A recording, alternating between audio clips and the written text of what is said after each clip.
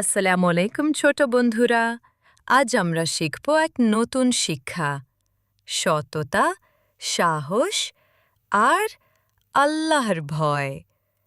এই গল্পে আছে ভালো থাকার উপায়। সকালবেলা আয়েশা বিছানা থেকে উঠে ফ্রেশ হতে গেল। তার ছোট ভাই আদিল তখনও ঘুমিয়েছিল। আয়েশা দোয়া পড়ে বলল, আলহামদুলিল্লাহিল্লাযী আহইয়ানা। তারপর সে বাথরুমে গেল। যাওয়ার সময় মনে করল, হো, আমি তো বাথরুমে দোয়া পড়িনি।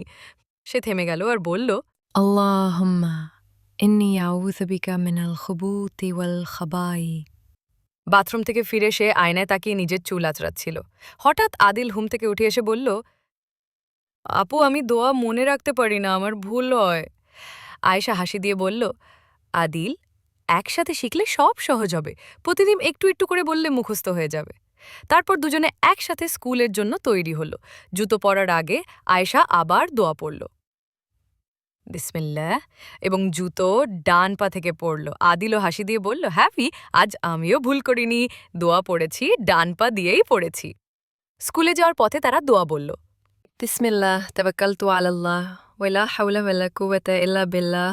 মা দূর থেকে শুনে খুশি হয়ে বললেন, দোয়া পড়লে আল্লাহ আমাদের হেফাজত করেন। সেই দিনটা আল্লাহর রহমতে খুব ভালো কেটেছিল। আয়েশা আর আদিল রাতে বলল, যখন দোয়া পড়ি আমরা ভুল করি না, কারণ আল্লাহ আমাদের সাহায্য করেন। ছোট বন্ধুরা, যদি ভিডিওটা ভালো লাগে তাহলে তোমার বড়দের বলো অবশ্যই সাবস্ক্রাইব করতে।